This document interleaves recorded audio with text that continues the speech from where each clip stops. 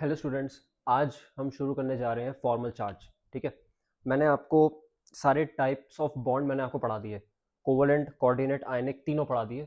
ठीक है, अब हम देखेंगे कि कौन सा कौन सा एटम स्टेबल है, कौन सा एटम स्टेबल है वो आज हम देखेंगे। ठीक है, बेसिकली स्टेबिलिटी कैसे डिसाइड करते हैं फॉर्मल चार्ज के बेसिस पे, जितना कम फॉर्मल चार्ज होगा उतना ज़्यादा स्टेबल एटम होगा।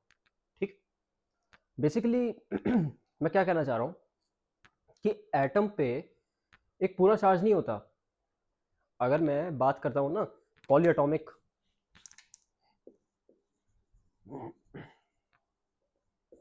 पॉलीएटॉमिक ठीक है, पॉलीएटॉमिक आयंस की अगर मैं बात करता हूँ, पॉलीएटॉमिक आयंस की, तो पॉलीएटॉमिक आयंस में ना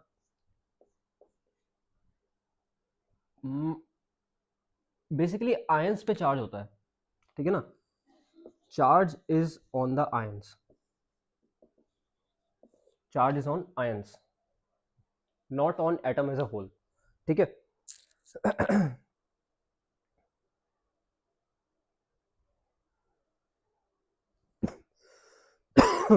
तो चार्ज किस पे होता है? Charge is on ion, charge is on one ion or ion as a whole, but not possessed by an atom. The charge is not possessed by an atom. Charge is not possessed by an atom.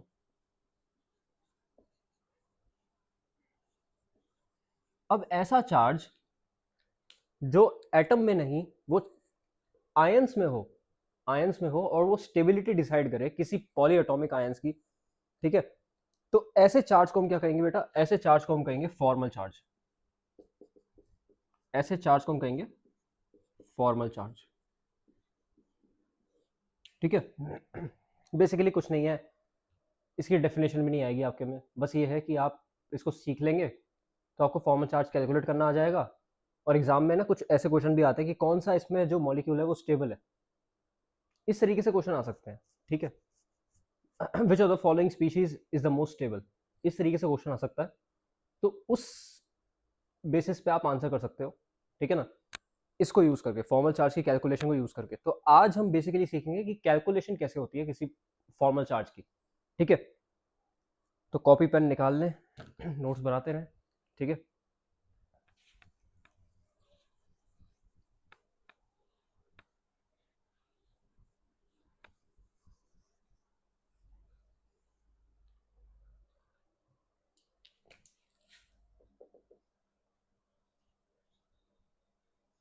Formal charge में भी हम देखेंगे calculation कैसे होती है। देखो, इसकी calculation करना बहुत आसान है, कैलकुलेशन करना बहुत ही ज़्यादा आसान है। इसमें बेसिकली कुछ नहीं है, valence electrons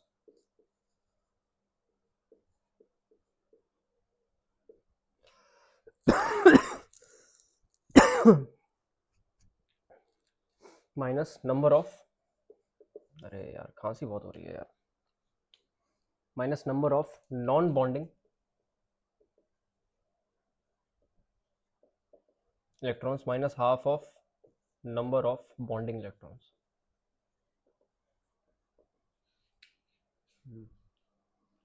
valence electrons minus number of non bonding electrons minus half of number of bonding electrons. ठीक है, आपको ये याद रखना है बेसिकली क्या है, थोड़ा छोटा कर देता हूँ। तो फॉर्मल चार्ज जो है ना, it is equal to V minus N B minus half of B. ठीक है, ये हो जाएगा। क्या बात क्लियर है? F C is equal to V minus N B minus half of B. अच्छा, तो जैसे कि ये देखो भाई, मैंने एक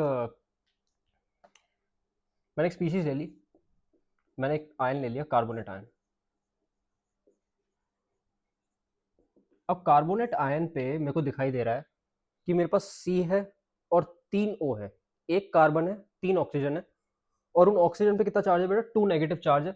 तो ये देखो, ये बनेगा कैसे? ये बनेगा कुछ ऐसे, सी ओ ओ,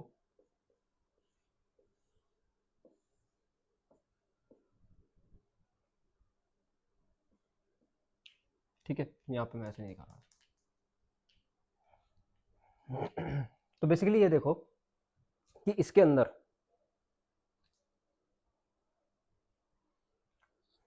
इसके अंदर कितने लोन पेयर हैं, कितने बॉन्ड पेयर हैं।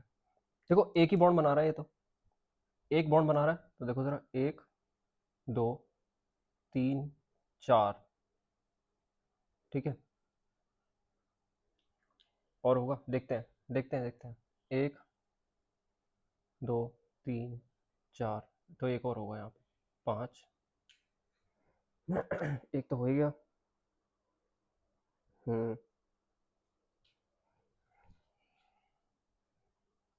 1 2 3 4 5 6, ठीक है।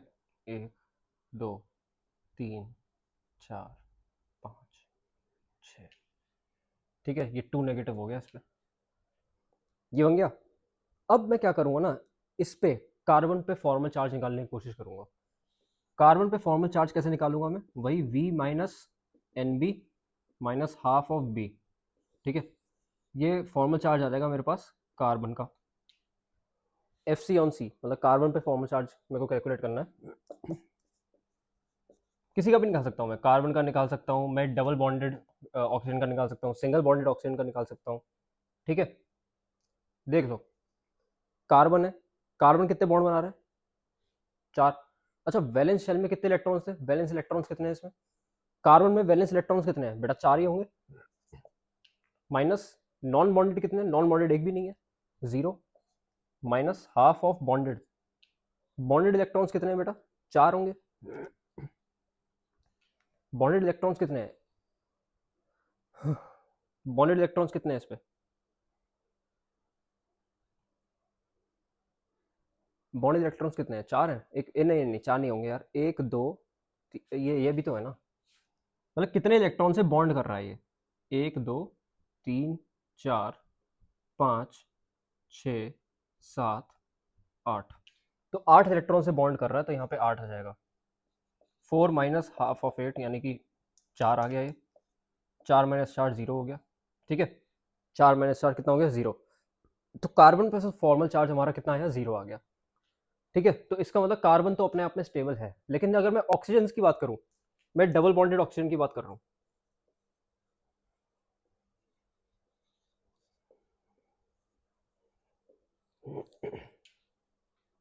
Double bonded oxygen, sorry, actually क्या है, ये मौसम बड़ा ख़राब है यार, इसमें मेरे को खांसी होती है। अप्रैल, ये जो मौसम जो चेंज हो रहा है ना, ये आपके लिए भी ख़राब है, मेरे लिए तो है ही।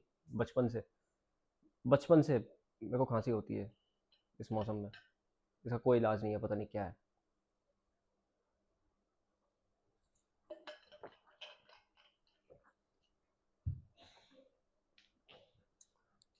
तो अगर आपको तकलीफ़ हो रही है कि मेरे खांसने से कोई दिक्कत नहीं है, आप पढ़ते रहो, मेरा क्या है, मैं तो सही हो जाऊँगा, मेरा कुछ नहीं हुआ है। ये हर साल होता है इसी महीने में। डबल बॉन्डेड ऑक्सीजन, देखो डबल बॉन्डेड ऑक्सीजन देखो क्या है, हम्म, इसमें नंबर ऑफ वैलेंस इलेक्ट्रॉन्स कितने हैं, 6 होंगे, 1 2 3 4 5 6। माइनस नॉन बॉन्डेड कितने हैं, अच्छा नॉन बॉन्डेड भी तो है ना, 1 2 3 4, भाई ये 4 नॉन बॉन्डेड इलेक्ट्रॉन्स है ना, 1 2 3 4, इनका इनका तो कोई बॉन्ड बना ही नहीं, इनका बना है 1 2 3 4, ठीक है ना। इन्होंने बॉन्डिंग करी है, इन्होंने बॉन्डिंग करी है, तो इसका कर लेंगे 1 2 3 4, कितने इलेक्ट्रॉन से बॉन्ड कर रहा है ये, कितने इलेक्ट्रॉन से बॉन्ड कर रहा है हमारा ऑक्सीजन, तो 6 माइनस 4 माइनस 2 6 0 आ गया, ठीक है ना। तो इस पे भी कितना चार्ज आया, फॉर्मल चार्ज कितना आया, डबल बॉन्डेड ऑक्सीजन पे 0 आ गया। अगर मैंने सिंगल बॉन्डेड ऑक्सीजन की बात करूं,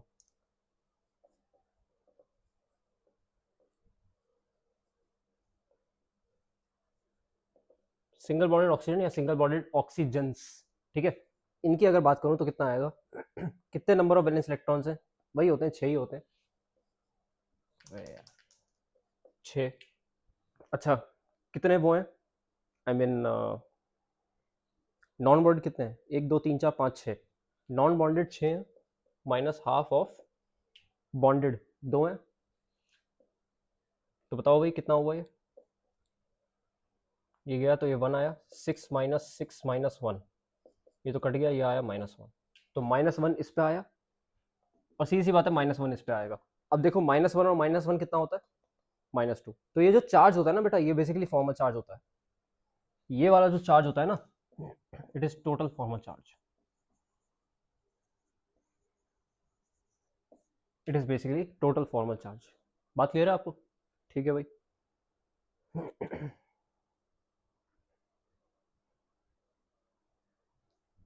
और करें?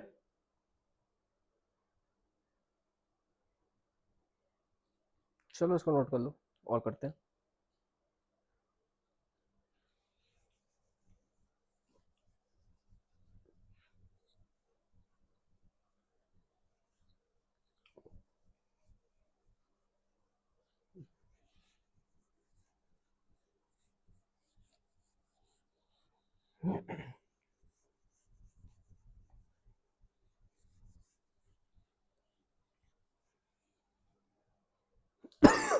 सॉरी। दूसरा एग्जांपल देखो, N2O, N2O लाफिंग गैस,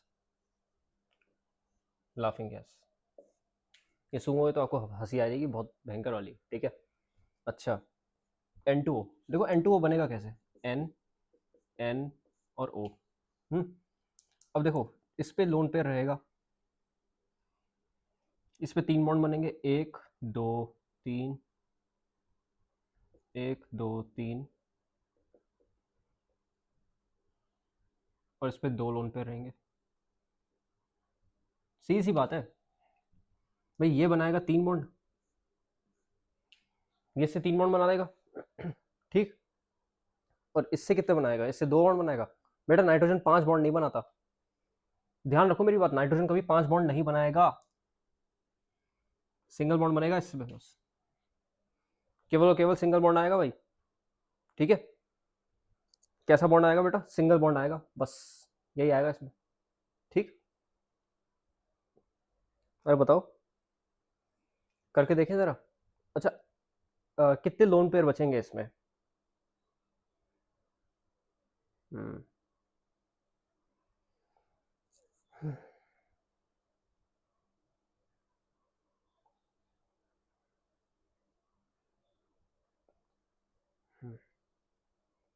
6 किसे बच रहे हैं यार?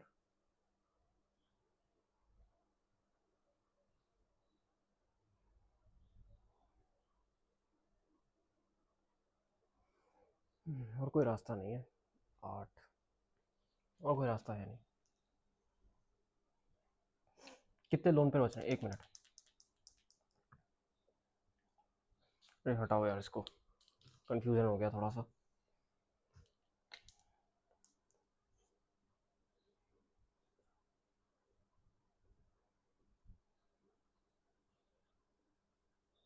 अब सही है, अब सही है। फिर मैं इसको भी ऐसे ऐसे शो करूं,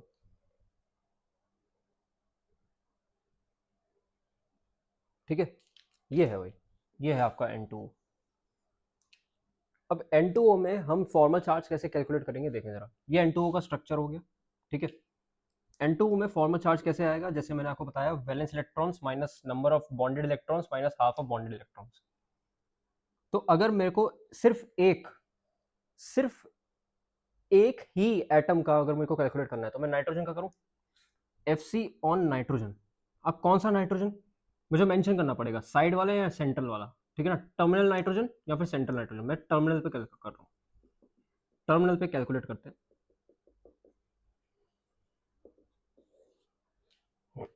FC ऑन टर्मिनल नाइट्रोजन, तो इस वाले नाइट्रोजन का मुझे फॉर्मल चार्ज निकालना है।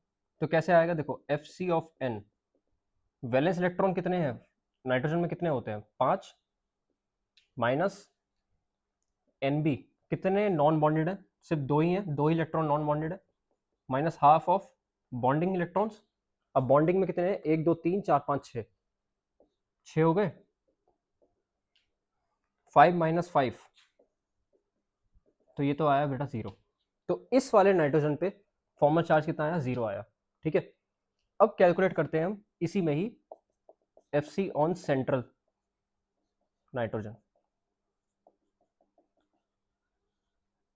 सेंट्रल नाइट्रोजन पे देखो, सेंट्रल नाइट्रोजन पे क्या आएगा, देखो कितने वैलेंस इलेक्ट्रॉन है, 5 ही होंगे इसमें भी, भाई नाइट्रोजन है एक ही है, वो 5 ही होंगे ऑब्वियसली।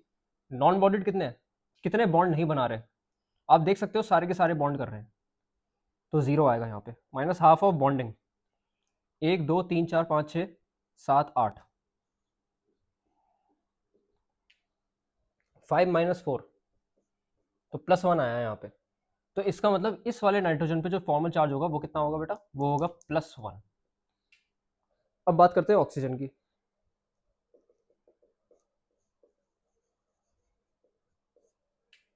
ऑक्सीजन के बारे में बात करेंगे तो कितने नंबर ऑफ वैलेंस इलेक्ट्रॉन्स हैं, 6 माइनस नॉन बॉन्डेड कितने, 1 2 3 4 5 6 माइनस बॉन्डिंग कितने कर रहे हैं, सिर्फ 2 कर रहे हैं। क्या गया, 6 माइनस 6 -1 बचा तो -1 आया, तो यानी कि इस पे कितना आया, -1। तो जो इसका स्ट्रक्चर बनेगा ना, जो नेट स्ट्रक्चर आएगा वो कुछ ऐसा आएगा।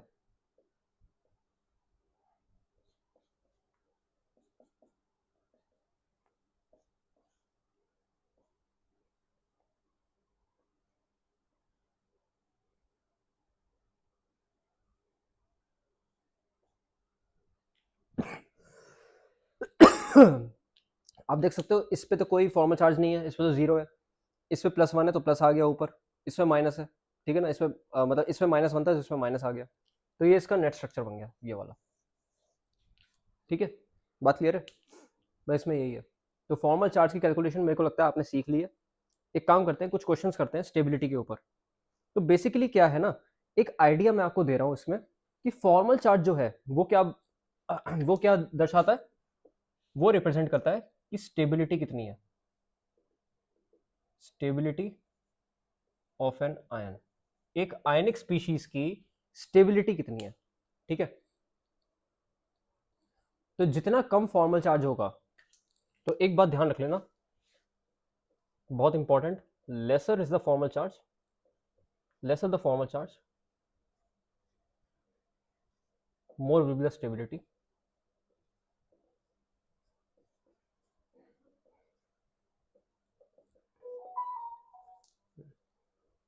An ion with formal charge equals to 0 is the most stable. तो फॉर्मल चार्ज अगर 0 आ रहा है, it is well and good, formal charge 0 ही आना चाहिए। ठीक है, अच्छा भाई, मैसेज है भाई, सॉरी।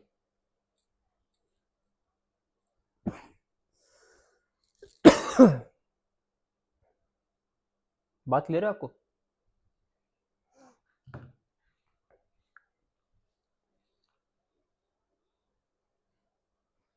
कुछ क्वेश्चंस कर लेते हैं स्टेबिलिटी के ऊपर।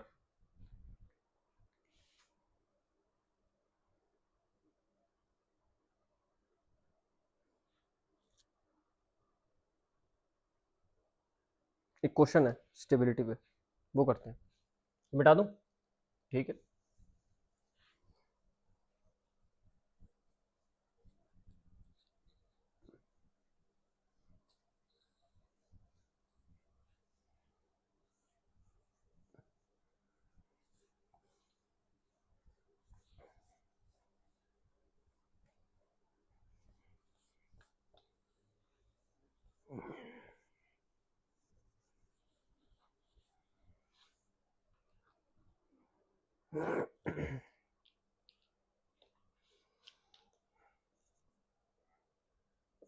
is the following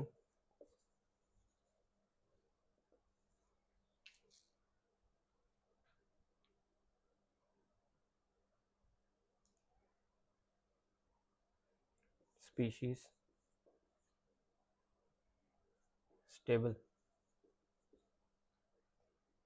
देखो भाई, स्ट्रक्चर देखो जरा इसका,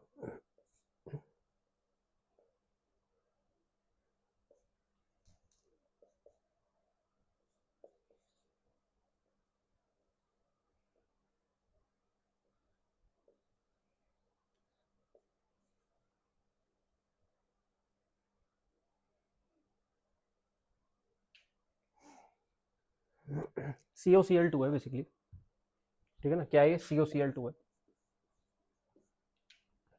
क्या ये स्टेबल है? अब वो कैसे चेक करेंगे, फॉर्मल चार्ज कैलकुलेट करके चेक करेंगे। देखो भाई, कार्बन पे फॉर्मल चार्ज ऑन कार्बन तो वही आपका फॉर्मूला वही है, V minus N B minus half of B. तो वैलेंस इलेक्ट्रॉन कितने होंगे कार्बन में? 4। ठीक है। और एन बी नॉन बॉन्डेड कितने हैं? एक भी नहीं है, जीरो आएगा यहाँ। Minus half of B. कितनों से बॉन्ड बना रहा है? 1 2 3 4 5 6 7 8। 4 माइनस 4 0। तो कार्बन पे तो जीरो चार्ज आ गया, बढ़िया। फॉर्मल चार्ज निकालते हैं हम। ऑक्सीजन,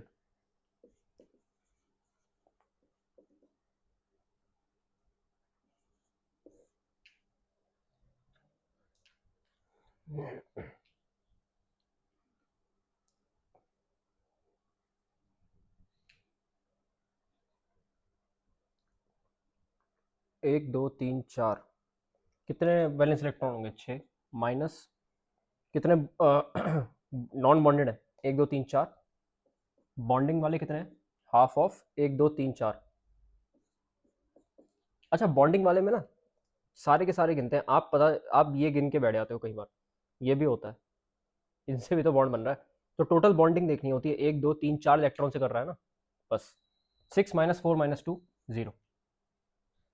ठीक है। और देखते हैं, क्लोरीन पे देख लेते हैं। F C on chlorine. 2 chlorine है हमारे पास और दोनों एक जैसे हैं, तो एक पे निकाल लेंगे, दूसरे पे अपना पता चल जाएगा। अब तो सही साबित हो रहा है, 0 0 फॉर्मल चार्ज आ रहा है, तो मतलब अभी तक तो स्टेबल जा रही है। क्लोरीन पे देखते हैं। अच्छा, कितने इलेक्ट्रॉन्स होंगे आखिरी शेल में? 7। माइनस नॉन बॉन्डिंग कितने? 1 2 3 4 5 6। माइनस हाफ ऑफ एक और दो, ये एक और ये दो। ठीक है, हाफ ऑफ 2 यानी कि 1 हो गया। 7 माइनस 6 माइनस 1 यानी कि 7 माइनस 7 0। तो इस पर भी जीरो है और एक तरीके से इस पर भी जीरो है और इस पर तो जीरो है ही, तो यानी कि ये स्टेबल है। Yes, this species is stable. तो ये स्पीशीज स्टेबल है।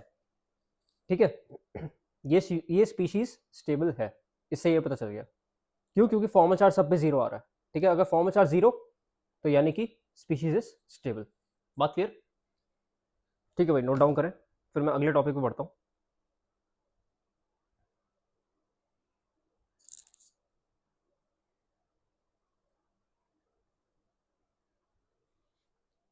नोट डाउन करें।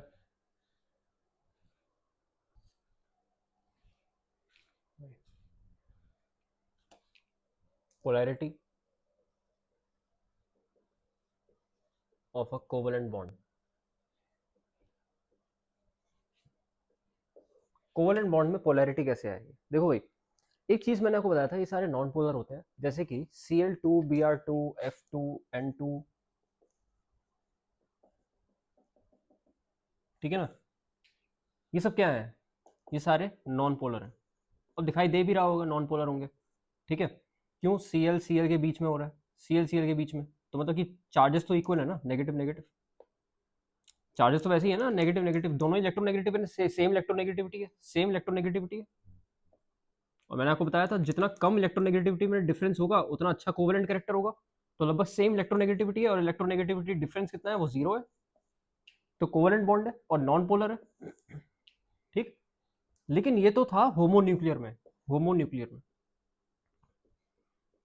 ये होमोन्यूक्लियर स्पीशीज का केस था। लेकिन अगर मैं हेट्रोन्यूक्लियर की बात करूं,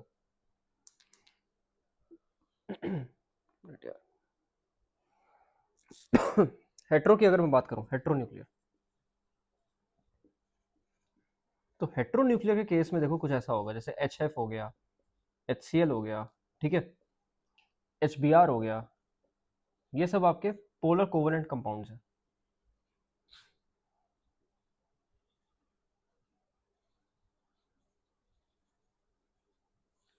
ये सब आपके क्या है? Polar covalent compounds. ठीक। अब HF जो है ना, देखो HF में, HF में देखो क्या होगा, H है और F है। ठीक है, और जो इलेक्ट्रॉन्स है वो F की तरफ जाएंगे, वो इक्वली शेयर नहीं होंगे। ठीक है ना, they are unequally shared, unequally shared. लेकिन अगर मैं बात करूं CL की, तो CL में इक्वल शेयरिंग। तो इसमें आप देख सकते हो F की तरफ ज्यादा इलेक्ट्रॉन जा रहे हैं। क्यों? क्योंकि F की इलेक्ट्रोनेगेटिविटी हाई है। F की इलेक्ट्रोनेगेटिविटी हाई है। इलेक्ट्रोनेगेटिविटी क्या होती है बेटा? इलेक्ट्रोनेगेटिविटी होती है टेंडेंसी टू पुल इलेक्ट्रॉन्स, या tendency to attract electrons towards itself. ठीक है ना? तो इसमें जो टेंडेंसी है to attract electrons to itself is more as compare to hydrogen. इस वजह से इलेक्ट्रॉन जो है वो अनइक्वली शेयर्ड है और फ्लोरीन के पास ज्यादा है। ठीक है ना? तो यहाँ पे एक तरीके से पोलैरिटी आ गई यहाँ पे। तो पोलैरिटी कैसे आई? पोलैरिटी यहाँ पे आ गई, एफ पे आई डेल्टा नेगेटिव और एच पे आ गई डेल्टा पॉजिटिव। ठीक है ना? एच पे आ गई डेल्टा पॉजिटिव, एफ पे आ गई डेल्टा नेगेटिव। तो ऐसे ऐसे कंपाउंड्स को हम क्या कहते हैं? पोलर कोवेलेंट कंपाउंड्स कहते हैं। ठीक है? ऐसे कंपाउंड्स को हम क्या कहेंगे? Polar covalent compounds. ठीक है? Polar covalent compounds. अच्छा, अगर आपको आयनिक करेक्टर अगर मेजर करना है, अगर आपको परसेंटेज आयनिक करेक्टर निकालना है इनमें, तो उसका एक फॉर्मूला होता है 16 XA minus X B plus 3.5 XA minus X B का स्क्वायर। ठीक है? ये फॉर्मूला होता है। ठीक है ना? आप इसमें क्या करोगे? परसेंटेज आयनिक करेक्टर आप निकाल सकते हो। और आपको एक चीज पता है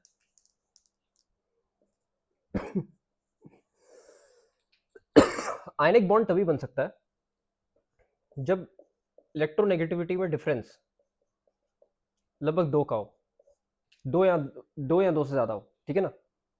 2 या 2 से ज्यादा का अगर इलेक्ट्रोनेगेटिविटी डिफरेंस है, मिनिमम 2 तो होना चाहिए। ठीक है? तभी आयनिक बॉन्ड बन सकता है।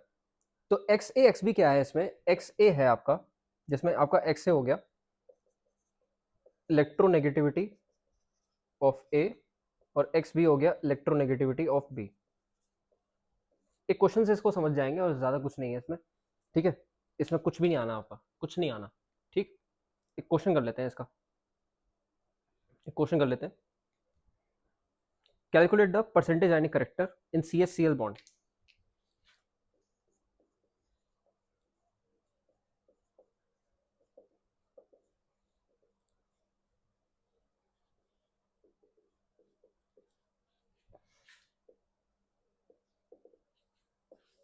CH-Cl बॉन्ड, अब CH-Cl बॉन्ड है, in CH-Cl molecule the electronegativity values of Cl and Cl are 0.7 and 3.0 respectively. तो CS का जो इलेक्ट्रोनेगेटिविटी वैल्यू है वो है 0.7 और Cl का है 3। ठीक? इसमें आपको परसेंटेज आयनिक करेक्टर निकालना है। तो परसेंटेज आयनिक करेक्टर कैसे निकलेगा देखें जरा।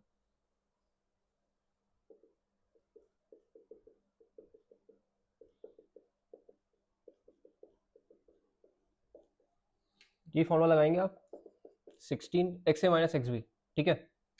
XA माइनस एक्स बी, तो कितना हो जाएगा? एक्स ए इसको मानो, एक्स बी इसको मानो। ठीक? क्योंकि ऑब्वियसली अगर आप इसको एक बात बताऊं, एक बच्चा पता क्या करता है? एक्स ए इसको मानता है, एक्स बी इसको मानता है, तो इसका नेगेटिव निकलता है। मैंने कहा बेटा एक बात बता, परसेंटेज नेगेटिव में कैसे आ सकती है? तो परसेंटेज कभी नेगेटिव में नहीं आती भाई, ये बात ध्यान रख लेना आप। ठीक? परसेंटेज कभी नेगेटिव में नहीं आती। तो क्या आएगा यहाँ पे? 3 माइनस 0.7 प्लस 3.5, 3 माइनस 0.7 का स्क्वायर,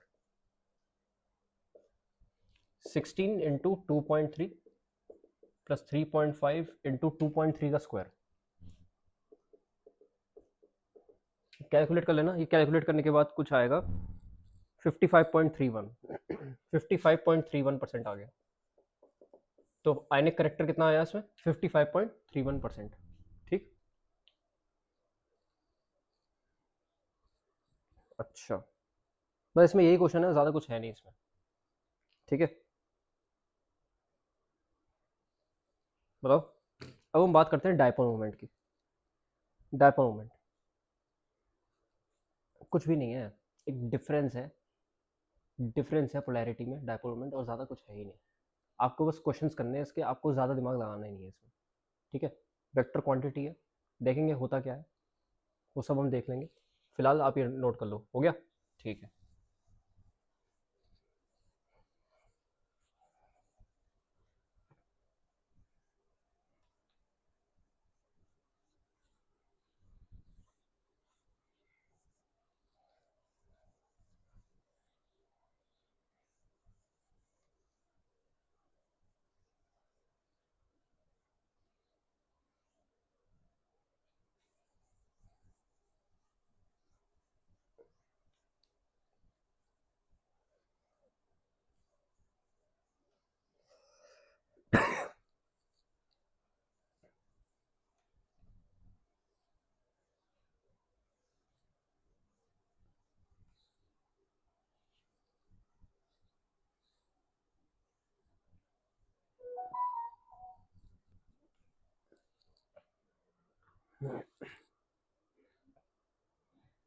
देखो ये dipole moment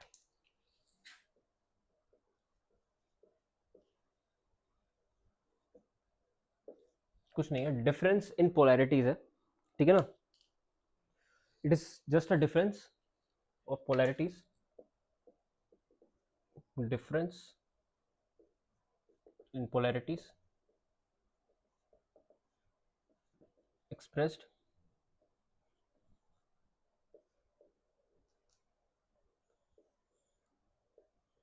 on a number scale। बस एक नंबर की तरह हमने डिफरेंस को जो है एक्सप्रेस कर दिया है, ठीक है? और इसको डिनोट कैसे करते हैं? It is denoted by mu, denoted by mu, ठीक है? म्याऊ नहीं, म्यू, ठीक है? म्यू की स्पेलिंग क्या होती है? एम यू होती है, ठीक? अच्छा, म्यू होगा। और म्यू क्या होता है? It is equal to Q into D. What is Q? बेटा क्यू होता है चार्ज और डी होता है डिस्टेंस, ठीक? चार्ज होगा, डिस्टेंस होगा, बात क्लियर है?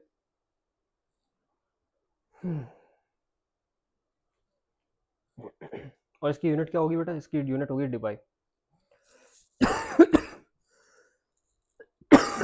सॉरी।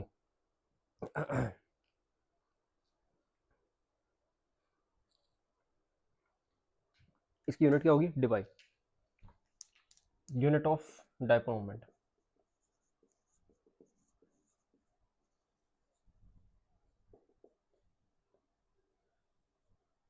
मैं सही बता रहा हूँ, इसकी डेफिनेशन में आपको ज़्यादा नहीं भागना।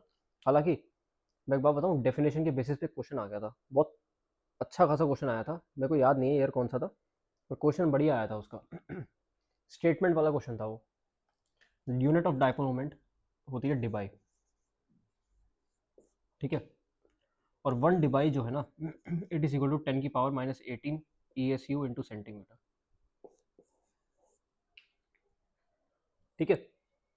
चार्ज जो होता है ना, चार्ज होता है, it is of an order, charge is of an order, मैं ऐसे लिख दूं, क्यू इज ऑफ ऑर्डर 10 की power minus 10 ESU, electrostatic unit होती है, ठीक है? और जो आपका डिस्टेंस है, it is of the order 10 की पावर माइनस 8 सेंटीमीटर, ठीक है? D is of the order 10 की पावर माइनस 8 सेंटीमीटर। बात क्लियर? अच्छा भाई, ये हो गया सर। तो बेसिकली म्यू है क्या? Charge into distance. अब डिस्टेंस क्या है? देखो चार्ज तो समझ में आ रहा है, ठीक है? तो बेसिकली म्यू जो है, it is electric charge, distance जो है ना, इसको हम कहते हैं bond length, electric charge into bond length. Detail में पढ़ेंगे एकदम, ठीक है? ज़्यादा टेंशन लेने की जरूरत नहीं है, डिटेल में पढ़ेंगे। कुछ नहीं है, इलेक्ट्रोनेगेटिविटी में डिफरेंस होता है, इलेक्ट्रोनेगेटिविटी में डिफरेंस होगा, पोलैरिटी जो है चेंज हो सकती है उस हिसाब से, ठीक? बता दूंगा कैसे होता है ये। एरो से डिनोट करते हैं हम, जब भी हम जैसे मान लो ये है मेरे पास CCl, जिसके पास जिसकी इलेक्ट्रोनेगेटिविटी ज़्यादा होगी, जैसे क्लोरीन की इलेक्ट्रोनेगेटिविटी कार्बन से ज़्यादा है तो उसकी तरफ एरो आएगा, एरो उसकी तरफ आएगा जिसकी इलेक्ट्रोनेगेटिविटी ज़्यादा होगी या तो चार्ज ज़्यादा होगा, चार्ज ज़्यादा होगा तो उसकी तरफ ही आएगा। तो ये देखो ये नेट डायपोल कैंसिल हो जाएंगे सारे के सारे, और म्यू जो आएगा वो जीरो आएगा। नेट डायपोल जो है वो कैंसिल हो जाएंगे, क्योंकि आप देख सकते हो, आप एक चीज़ देख सकते हो, इसकी मैग्नीट्यूड भी है, ठीक है ना, मैग्नीट्यूड है, देखो जीरो वैल्यू आ रही है ना इसकी, तो मैग्नीट्यूड तो है ही, और साथ ही साथ देखो आप डायरेक्शन भी है इसमें, ये इसकी तरफ जा रहा है ना, सीएल की तरफ, सीएल की तरफ, सीएल की तरफ, सीएल की तरफ, तो इसकी मैग्नीट्यूड भी है और डायरेक्शन भी है, इसकी मैग्नीट्यूड भी है, डायरेक्शन भी है, therefore dipole moment is a vector quantity, dipole moment is a vector quantity. आप ज़्यादा टेंशन मत लो, बस आपको ऐसे क्वेश्चन करने हैं बस, इसमें ज़्यादा कुछ दिमाग मारना ही नहीं है आपने, ठीक है, बस आपको ऐसे क्वेश्चन करने हैं और ज़्यादा कुछ नहीं करना, ठीक।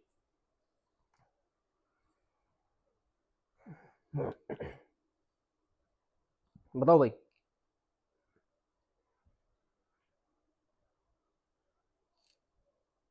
ठीक है, अच्छा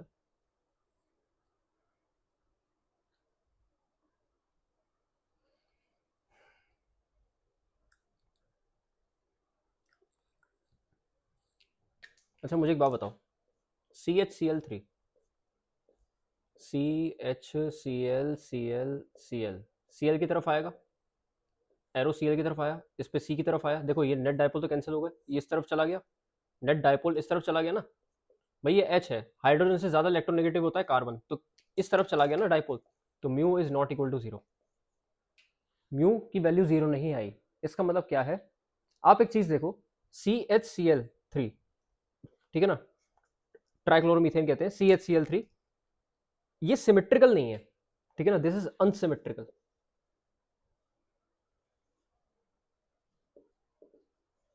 ठीक है ना, तो जितने भी अनसिमेट्रिकल होंगे वो पोलर होंगे, जितने भी अनसिमेट्रिकल होंगे वो कैसे होंगे बेटा, वो पोलर होंगे, और जितने भी सिमेट्रिकल होंगे, अनसिमेट्रिकल नॉन सिमेट्रिकल कह लो, नॉन सिमेट्रिकल जितने होंगे वो पोलर होंगे, और जितने भी सिमेट्रिकल होंगे, जितने सिमेट्रिकल होंगे वो सारे के सारे क्या होंगे, पोलर होंगे, सारे क्या होंगे वो पोलर, ठीक है।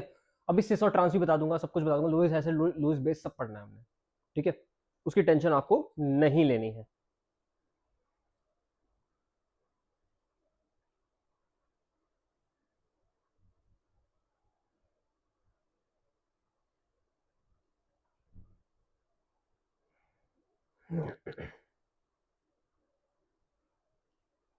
परसेंटेज ऑफ आयनिक करेक्टर भी निकाल सकते हैं इसमें हम, ठीक है।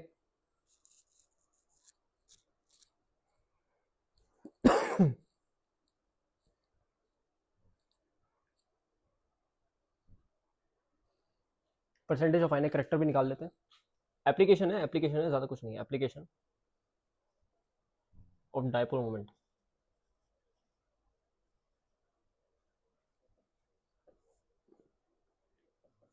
Can be use to calculate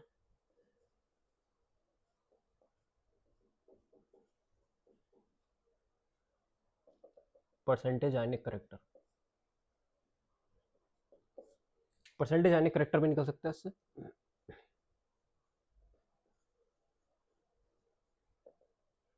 कैसे निकलेगा, कैसे निकलेगा, experimental upon theoretical value of mu, experimental value of mu divide by theoretical value of mu,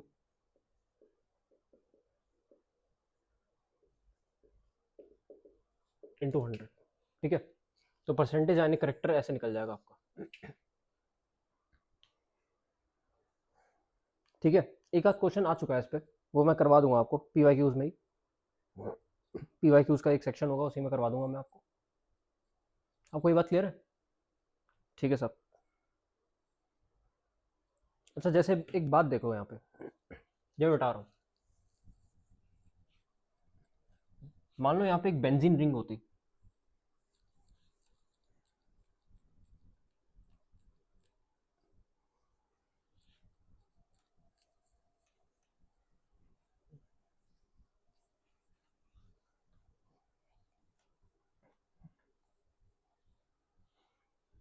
मैं आपको बस उतना पढ़ा रहा हूँ जिससे कि आपके सवाल हो जाए बस, ठीक है ना, आपका मेन काम क्या है? आपका मेन काम क्या है? क्वेश्चन सॉल्व करना।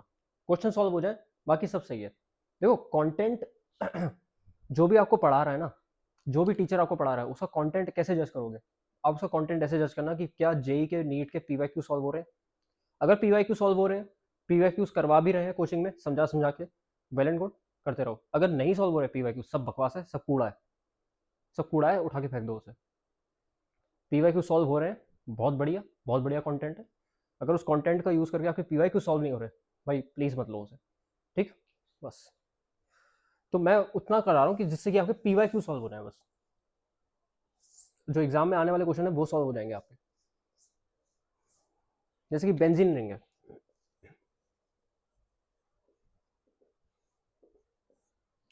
अब बेंजीन रिंग में ना देखो कुछ ऐसा होगा।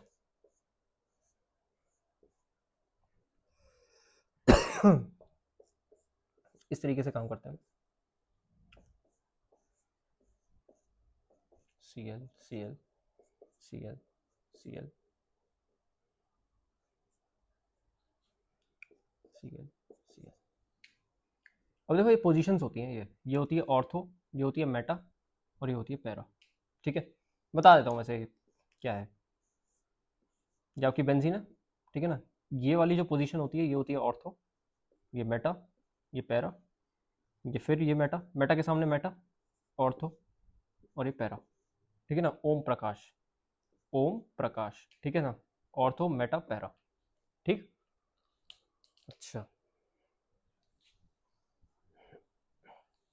अब बताओ सबसे ज्यादा पोलैरिटी किस में होगी? पोलैरिटी सबसे ज्यादा किस में होगी? आप देख सकते हो क्लोरीन पे इस तरीके से जा रहा है, क्लोरीन पे इस तरीके से जा रहा है, भाई इलेक्ट्रॉन खींचेगा, ये इलेक्ट्रॉन खींचेगा तो इस तरफ जाएगा, एरो इस तरफ जाएगा, और इसमें भी इलेक्ट्रॉन खींचेगा, एरो इस तरफ जाएगा, इलेक्ट्रॉन खींचेगा, एरो इस तरफ जाएगा। देखो इसमें तो दिखाई दे रहा है कैंसिल हो जाएंगे, तो इसका तो म्यू जीरो आ गया। इसका म्यू कितना आया बेटा? इसका म्यू तो जीरो हो गया। ठीक है, और वही अगर बात करें हम मेटा की, तो मेटा में हम देखें तो जीरो से जस्ट हल्का सा इस तरफ जा रहा है, इस तरफ जा रहा है, हल्का सा इस तरफ जा रहा है। तो mu is not equal to zero, but it is surely more than that of para. इससे तो ज्यादा ही है, इससे तो ज्यादा ही है। ठीक है, वहीं अगर मैं इसकी बात करूं तो देखो इस तरफ जा रहा है और इस तरफ जा रहा है। ठीक है ना, तो नेट डायपोल किस तरफ जाएगा? इस तरफ जाएगा। फिजिक्स में पढ़ा होगा ना, रिजल्टेंट, रिजल्टेंट वेक्टर जो है इस तरफ जाएगा। तो इसमें क्या आएगा? Mu is not equal to zero, और इससे ज्यादा है। वैल्यू बोल दूं 2.54। ठीक है, 2.54 डिवाई आता है इसमें, 2.54 डिवाई 1.49 डिवाई, और इसमें तो जीरो ही आएगा। ठीक, तो ये वैल्यूज होंगी इसमें, याद थी तो बता दी मैंने। ठीक, तो यानी कि ऑर्थो वाला ज्यादा, ऑर्थो वाले का ज्यादा हो गया as compare to meta, as compare to para. पर क्या ये हमेशा सही रहेगा? क्या ये हमेशा सही रहेगा? ऐसा ज़रूरी नहीं है। ठीक है, ऐसा ज़रूरी नहीं है। अब एक क्वेश्चन करवाऊंगा मैं, जेई का 2023 का या 22 का, एक क्वेश्चन कराऊंगा, बहुत बढ़िया क्वेश्चन है वो मैं कराऊंगा आपको। लुइस एसिड पे बेस्ड है वो। ठीक है,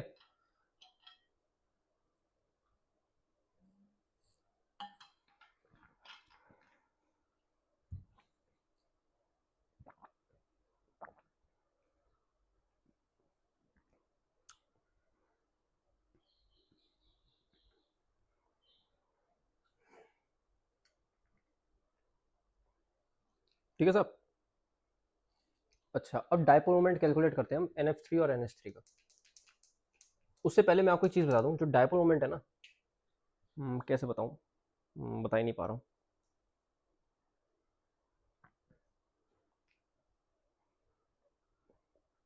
जैसे मान लो ऐसे है आपके पास डायपोल मोमेंट, इस तरफ जा रहा है, एक इस तरफ जा रहा है, और एक रिजल्टेंट है mu R, mu one, mu two. तो रिजल्टेंट कैसे कैलकुलेट करोगे आप? How will you calculate this resultant? Mu R कैसे कैलकुलेट होगा? वो ऐसे होगा, mu one square plus mu two square plus two mu one mu two cos theta. अरे मैं कहीं और लिख दूँ इसको। तो म्यू आर आपका ऐसे कैलकुलेट होगा, अंडर रूट में mu one square plus mu two square plus two mu one mu two cos theta. इस तरीके से आपको कैलकुलेट होगा, बिल्कुल वेक्टोरियल मेथड से ही कैलकुलेट करा है, वेक्टोरियल मेथड से ही कैलकुलेट करा है हमने, वेक्टोरियल मेथड लगाया हमने कैलकुलेट करने में, देख लो। ठीक, ऐसे ही हो जाएगा, रिजल्टेंट डाइपोल ऐसे कैलकुलेट करते हैं। ठीक है, ये रिजल्टेंट डाइपोल आ गया आपका, this is your resultant dipole.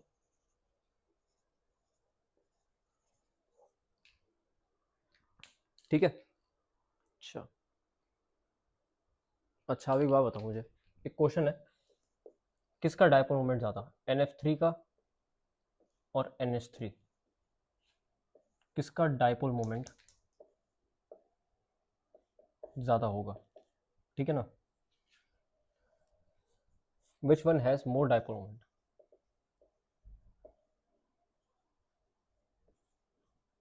किसका म्यू ज़्यादा, बताओ, ये बना के देखते हैं भाई, ये इंपॉर्टेंट क्वेश्चन है आपका। अगर आप 11th में हैं, 11th वाले ज़रा ध्यान से देखें, ठीक है, जेई वाले भी ध्यान से देखें, जेई नीट वाले भी, ये इंपॉर्टेंट क्वेश्चन है, NF3 NH3। ठीक, पहले तो आपको इसका स्ट्रक्चर बनाना पड़ेगा, तभी आप कर सकते हैं, बिना स्ट्रक्चर के आप नहीं कर सकते क्वेश्चन, आपको स्ट्रक्चर बनाना ही बनाना पड़ेगा इसके अंदर। ठीक है, तो देखो भाई, N H H H और एक लोन पेयर रहेगा इसमें, ठीक है, और वहीं N F F F और एक लोन पेयर इसमें रहेगा।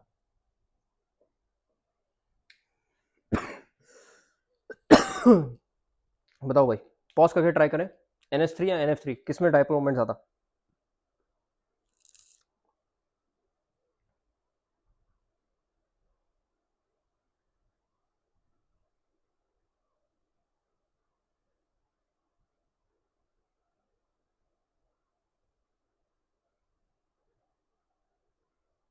बताओ भाई, किस में डाइपोल मोमेंट ज़्यादा? मैंने क्या बताया था, जहाँ होगा ज़्यादा इलेक्ट्रोनेगेटिव, जहाँ इलेक्ट्रोनेगेटिविटी ज़्यादा वहाँ पे एरो आएगा, तो इलेक्ट्रोनेगेटिविटी ज़्यादा यानी चार्ज ज़्यादा। देखो ध्यान रखो, इलेक्ट्रोनेगेटिविटी चार्ज जहाँ ज़्यादा होगा वहीं पे ही एरो आएगा, ये ध्यान रखो। एरो छोटा बड़ा माइनस प्लस सब बकवास है, ठीक है ना, कोई कहता है ना माइनस की तरफ आएगा प्लस की तरफ आएगा, ठीक है, छोटा एरो आएगा बड़ा एरो आएगा, सब बकवास है। अब ये क्वेश्चन कराऊंगा PYQ कराऊंगा जेई का, आया हुआ है क्वेश्चन, आया हुआ है क्वेश्चन है ये, ठीक है ना, ये आया हुआ है, ध्यान से देखना, करवाता हूँ ये। देखो ये जो है एरोस जो है वो किस तरफ आ रहे हैं, वो नाइट्रोजन की तरफ आ रहे हैं, तो जो रिजल्टेंट डाइपोल होगा वो पूरा मिल जाएगा, वो पूरा मिल जाएगा, तो इस तरीके से आएगा ये, तो रिजल्टेंट डाइपोल ऐसे आया, इस तरीके से आया ना।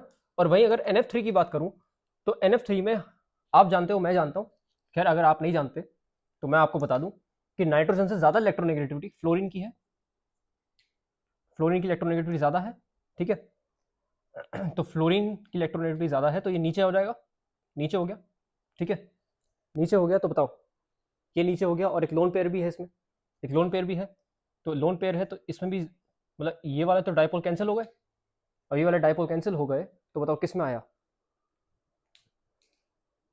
किस में आया डाइपोल मोमेंट ज्यादा, NH3 या NF3?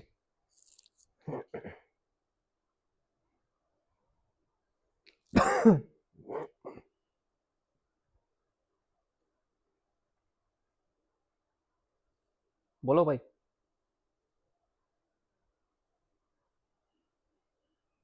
अरे सीधी सी बात है ना यार, NH3 में तो ज्यादा आया, NH3 वाला जीत गया, NH3 का डाइपोल मोमेंट ज्यादा है NF3 से। अब बोलोगे भैया ये देखो जरा, अभी आपको गलत साबित करते हैं, ये देखो ये दो तरफ से जा रहा है, और ये वाला बस कैंसिल कर रहे हैं, ये तो दो तरफ से जा रहा है ना, अरे बेटा जो रिजल्टेंट डाइपोल है वो तो ऐसे जा रहा है ना, पूरा रिजल्टेंट एक तरफ जा रहा है ना, ठीक है ना, एक तरफ जा रहा है ना, मैं किसी को अपने हाथ के साइड से थप्पड़ मारूं, कम लगेगा, हाथ के इस साइड से थप्पड़ मारूं कम, उसको चोट कम आएगी, इस साइड से मारूं कम चोट आएगी, लेकिन अगर मैं बीच से मारूं पूरी ताकत से, तो भाई वो चीखेगा अच्छे से, ठीक है, तो जो ताकत लगेगी, जो सबसे ज्यादा डाइपोल मोमेंट आया, वो रिजल्टेंट आया, वो किस में आया, इस वाले में तो आया ना, तीनों तरफ से, तीनों तरफ से जा रहा है, ठीक है ना, ये साइड वालों से कुछ नहीं होगा, ये साइड में आ गए कोई दिक्कत नहीं है, बाहर में आने दो उनको, ठीक है, ये वाला तो कैंसिल हो गया कोई दिक्कत नहीं, साइड में आ गए, ठीक, इस तरीके से आ रहे हैं, लेकिन जो ये बीच में पूरा का पूरा जो सेंटर में आ रही है ना पूरी ताकत इसकी, तो पूरी ताकत किस में आ रही है? सेंटर में। ठीक है ना, पूरी ताकत किस में आ रही है? सेंटर में। तो सेंटर वाले में जा रही है ना पूरा देखो इसमें, बस इससे ज़्यादा मैं आपको नहीं समझा सकता। ठीक है, ये बच्चे गलत करके आते हैं, ना जाने क्यों गलत करके आते हैं। PYQs करते हैं भाई, कुछ PYQs लाया हूँ मैं, PYQs करते हैं, इसको और नोट डाउन करो, फिर PYQs कराता हूँ। देखिए भाई, statement 1, dipole moment is a vector quantity and by convention it is depicted by a small arrow with tail on the negative center and head pointing towards the positive center। तो इसमें देखते हैं हम क्या है इसमें।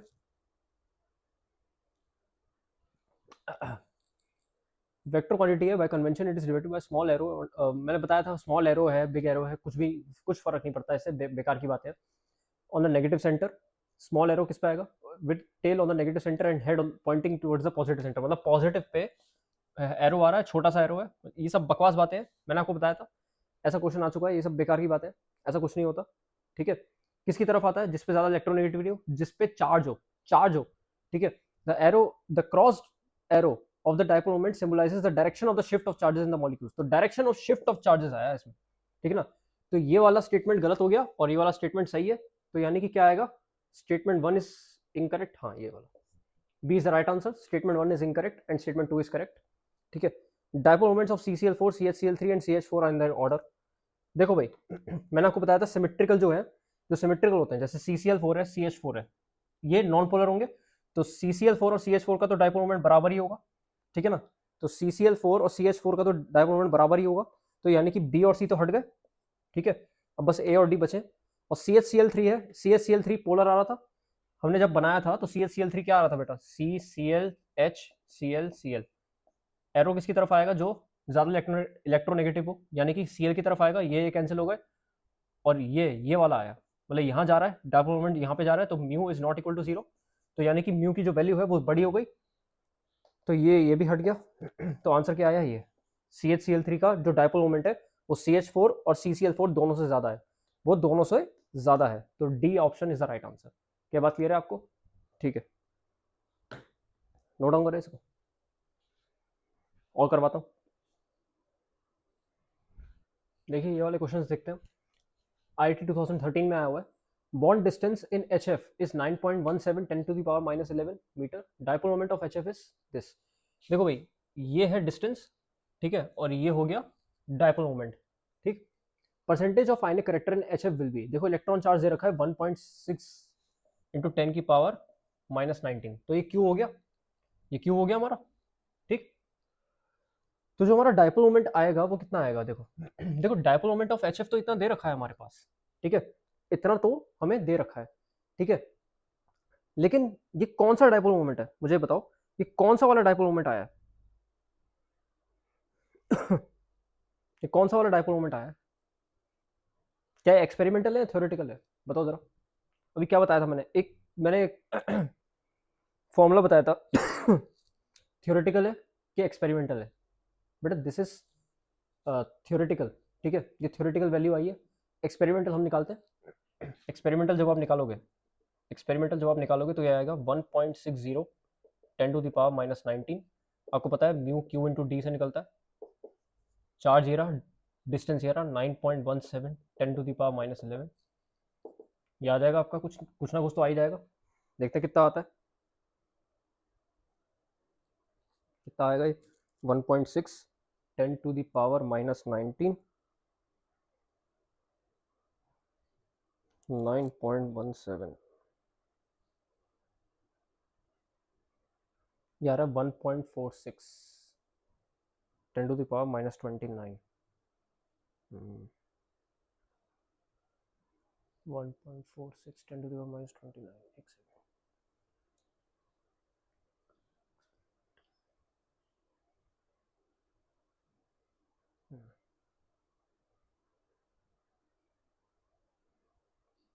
Ten to the power -29 metre.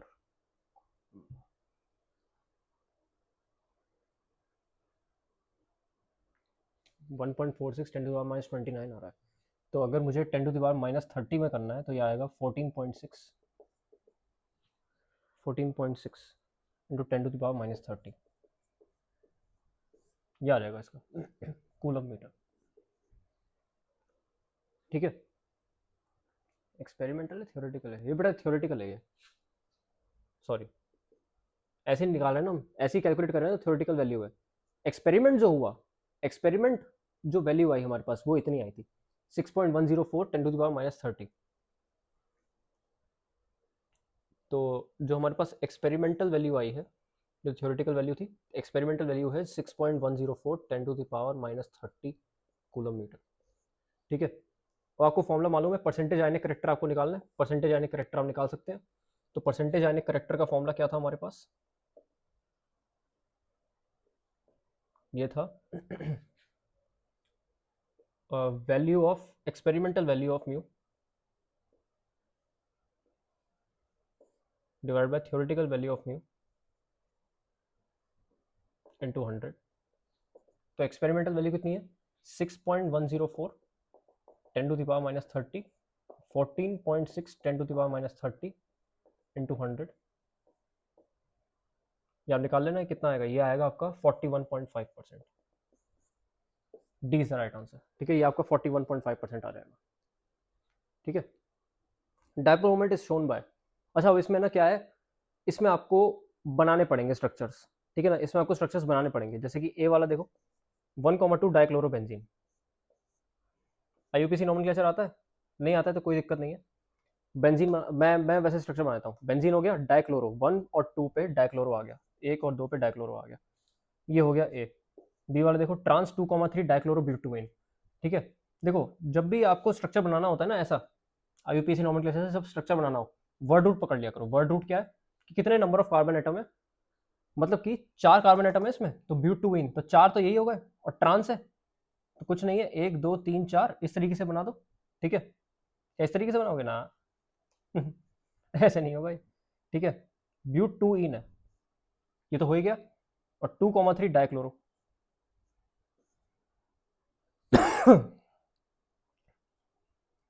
Trans है भाई, सी सी सी एल सी एल। ठीक है, इस तरीके से आ गया 1 2 3 4 CH3 CH3। ठीक है, बस ये हो गया आपका। अब आप देखो ट्रांस है ये सी तरफ जाएगा, ये कैंसिल हो जाएंगे डायपोल मोमेंट। ठीक है, ये डायपोल मोमेंट क्या कैंसिल होंगे, ये बताओ, ये डायपोल मोमेंट कैंसिल हो जाएंगे,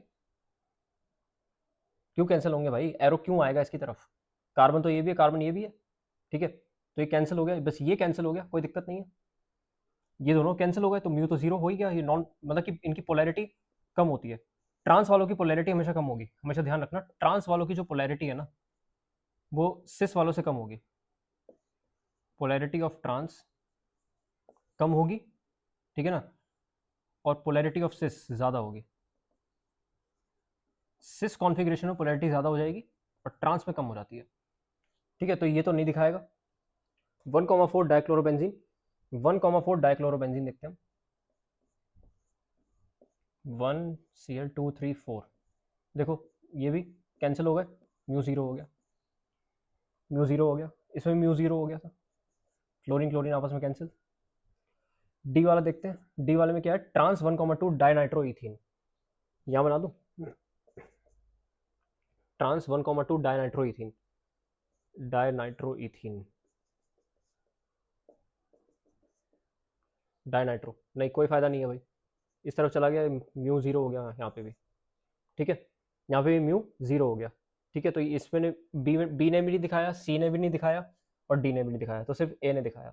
आप देख सकते हो ये मैंने करवाया हुआ है, ये जो सभी करवाया था मैंने, सी एल इस तरीके से, ऑर्थो वाला कॉन्फ़िगरेशन है, याद करो ये ऑर्थो कॉन्फ़िगरेशन है, ऑर्थो वाला कॉन्फ़िगरेशन है कि नहीं है। ठीक है, carbon tetrachloride has no net dipole moment because of its planar structure, regular tetrahedral structure is the right answer. सी बात है यार, टेट्राहेड्रल स्ट्रक्चर है उसका, कार्बन टेट्राक्लोराइड क्या होता है, CCl4। ठीक है भाई, सी बात है, टेट्राहेड्रल स्ट्रक्चर है, इसलिए इसका कोई डायपोल मोमेंट नहीं है। आप देख सकते हो क्लोरीन क्लोरीन की तरफ सारे एरो आएंगे, सारे कैंसिल हो जाएंगे, bond dipole cancel each other, तो म्यू जीरो आ गया, और किसकी वजह से हुआ ये? Because of its structure, tetrahedral structure की वजह से हुआ। ठीक, तो उसके टेट्राहेड्रल स्ट्रक्चर की वजह से हुआ ये। ठीक है ना, तो आपने 3 सवाल कर लिए, ये वाले 2 पहले कर लिए थे, 5 आपके पीवाईक्यूज हो चुके हैं, 5 पीवाईक्यूज मैंने आपको करवा दिए हैं। एक मैं आपको बहुत बढ़िया सा एक सवाल कराता हूँ, आप देखें। ठीक है, हाँ भाई, ये वाला क्वेश्चन देखो, ये वाला क्वेश्चन देखो, 2015 में आया हुआ है और बहुत अच्छा क्वेश्चन है ये। ठीक है ना, ये बहुत अच्छा क्वेश्चन है और बच्चे इसमें उलझ जाते हैं, क्या करें क्या ना करें। याद करो, मैंने एक कॉन्सेप्ट बताया था, ऑर्थो मेटा पैरा वाला। मैंने ये वाला बताया था कि जो पहला पैरा वाले होंगे, जो पैरा पैरा वाले होंगे, वो सारे कैंसिल हो जाएंगे, तो म्यू जीरो हो जाएगा। ठीक है ना, पैरा पैरा वाले कैंसिल हो जाएंगे, म्यू जीरो हो जाएगा। और वहीं अगर मैं मेटा की बात करूँ, मेटा की बात करूँगा तो ये होगा, ये हो जाएगा, इसका म्यू जो है वो ज़्यादा आएगा। और अगर मैं ऑर्थो की बात करूँ, ऑर्थो में और ज़्यादा आएगा, ऑर्थो में और अच्छे खासे बॉन्ड डायपोल जो है फेवर होंगे। बताओ, तो म्यू की वैल्यू और ज़्यादा हो जाएगी इसके अंदर। बताओ, ये बताया था कि नहीं? लेकिन इसमें ऐसा नहीं है। क्या इसमें मैं ऐसा कर सकता हूँ? क्या इसमें मैं कह सकता हूँ कि जो मैक्सिमम डायपोल मोमेंट है, मैक्सिमम, हमसे सवाल क्या पूछा है? Maximum dipole moment. क्या इसमें ये कह सकता हूँ कि ये होगा? जी नहीं, जी बिल्कुल भी नहीं, कदापि नहीं। ठीक है, वो इसलिए नहीं कह सकता क्योंकि आप ध्यान से देखो यार, ये NO2 है, ये NH2 है, अलग अलग स्पीशीज है यार, नाइट्रो है, अमीनो है। ठीक है ना, नाइट्रो है, अमीनो है, ये अलग अलग स्पीशीज है। यहाँ पे ये कहानी नहीं चलेगी, यहाँ पे ये वाली थ्योरी जो मैंने पहले बताई थी वो फेल हो जाएगी।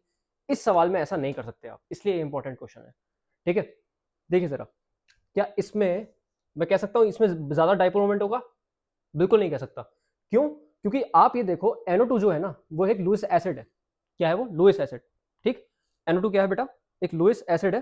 क्या करेगा ये इलेक्ट्रॉन को खींचेगा अपनी तरफ। देखो, N भी है, O भी है, तो कितनी ज्यादा इलेक्ट्रोनेगेटिविटी? N है लेकिन H है, H की इलेक्ट्रोनेगेटिविटी कम है, N की ज्यादा है। NO2 जो है वो अपनी तरफ इलेक्ट्रॉन खींचेगा और इलेक्ट्रॉन डेफिशिएंट स्पीशीज है इसलिए खींचेगा। NO2 इसमें क्या है? एक इलेक्ट्रॉन डेफिशिएंट स्पीशीज है, इलेक्ट्रॉन डेफिशिएंट स्पीशीज है, लुईस एसिड है भाई, लुईस एसिड, एक लुईस एसिड है। ठीक है, तो इलेक्ट्रॉन डेफिशिएंट स्पीशीज है NO2 और ऊपर से प्लस चार्ज हो रहा है इस पे। भाई इलेक्ट्रॉन है ही नहीं, NO2 और प्लस, मतलब कि N है इलेक्ट्रोनेगेटिविटी, O इलेक्ट्रोनेगेटिविटी और प्लस और आ गया, मतलब एक तो करेला ऊपर से नीम चढ़ा। ठीक है ना, एक तो करेला ऊपर से नीम चढ़ा, तो भाई क्या होगा यहाँ पे? भयानक इलेक्ट्रोनेगेटिविटी होगी इसके अंदर, इतनी ज्यादा इलेक्ट्रोनेगेटिविटी होगी पूछो मत। ठीक है ना, इसके अंदर बहुत ज्यादा होगी, इसके अंदर थोड़ी कम होगी, इसके अंदर थोड़ी कम होगी, क्योंकि यहाँ पे H है, यहाँ पे H है, तो एक लुईस बेस की तरह काम करेगा, लुईस बेस है। ठीक है, लुईस बेस है, तो क्या होगा? ये इलेक्ट्रॉन देगा, ये इलेक्ट्रॉन देगा, it is electron donating group, ये इलेक्ट्रॉन देने का काम करेगा। भाई ध्यान रख लो ये बात, इलेक्ट्रॉन देगा। ये क्या कर रहा है? सिर्फ इलेक्ट्रॉन ले रहा है। अब ये क्या कर रहा है? ये इलेक्ट्रॉन ले रहा है यहां से और ये इलेक्ट्रॉन दे रहा है यहां से। भाई देखो ना, इलेक्ट्रॉन ले रहा है इधर से, इलेक्ट्रॉन दे रहा है इधर से, मतलब कि यहां से इलेक्ट्रॉन खींच रहा है, इलेक्ट्रॉन विड्रॉइंग ग्रुप है। और ये क्या है? इलेक्ट्रॉन डोनेटिंग ग्रुप है। वो पुश कर रहा है, पुश कर रहा है, भाई तू ले इलेक्ट्रॉन्स, और वो भी कह रहा है हाँ मुझे को दे। ठीक है ना, तो यानी कि बॉन्ड डायपोल जो है वो फेवर कर रहे हैं इस डायरेक्शन में, अच्छे से फेवर कर रहे हैं। मतलब यहाँ तो कोई ग्रुप है ही नहीं देने वाला, यहाँ पे सिर्फ एक ही है, यहाँ पे बेंजीन रिंग है देने वाली बस, ये बेंजीन रिंग में से खींचेगा, इसमें तो अकेला ही है, तो इसका डायपोल मोमेंट इतना ज्यादा नहीं आएगा जितना इसका आएगा। ठीक है, और इसमें भी क्या है? इसमें सामने सामने नहीं आ रहा ना, इसमें सामने सामने नहीं आ रहा, तो इसका डायपोल मोमेंट भी कम हो जाएगा। तो सबसे ज्यादा मैक्सिमम डायपोल मोमेंट कौन दिखाएगा? वो ये दिखाएगा। ठीक है, वो ये दिखाएगा। ठीक, हाँ अगर आपको ऑर्डर में लिखना है तो ऑर्डर में लिख लो, ऑर्डर में लिखना है, ऑर्डर में लिख लो। सबसे ज्यादा किसका होगा? सी का, उसके बाद किसका होगा? उसके बाद होगा डी का, उसके बाद ए, उसके बाद बी, ये ऑर्डर आ गया। ठीक है, क्या बात क्लियर है? बात क्लियर है तो बताओ, लाइक कर दो भाई अगर बात क्लियर है तो। ये अच्छा क्वेश्चन था, ये आपका बहुत ही अच्छा क्वेश्चन था। ठीक है ना, चलो फिर आज के लिए इतना ही करते हैं, बहुत देर हो गई आज पढ़ाते पढ़ाते। ठीक है, और कल मैं हाइड्रोजन बॉन्डिंग और उसके क्वेश्चंस कराऊंगा, इंटरमोलिकुलर हाइड्रोजन बॉन्डिंग कराऊंगा, फिर उसके बाद स्टार्ट करेंगे हाइब्रिडाइजेशन, हाइब्रिडाइजेशन स्टार्ट करेंगे, आइडियल नॉन आइडियल के केस हो जाएंगे, कैसे होता है हाइब्रिडाइजेशन, क्यों जरूरत पड़ी है हाइब्रिडाइजेशन की, मिक्सिंग क्यों होती है, मिक्सिंग, पूरा हाइब्रिडाइजेशन पूरा जो खेल है वो मिक्सिंग का खेल है। ठीक है। और VSEPR थ्योरी, हाइब्रिडाइजेशन, ये सब मैं लेके आऊँगा अगले कुछ लेक्चर्स में, ठीक है ना। तब तक के लिए आप पढ़ाई करते रहें, ऑल द बेस्ट, ठीक है। और एक PYQ ज़रूर लगाते रहिएगा, ठीक है ना। मेरी बात मानिए, PYQs बहुत इंपॉर्टेंट है आपके JEE नीट, आप कोई भी एग्जाम दे रहे हैं, PYQs बहुत इंपॉर्टेंट है, ठीक है। Bye bye.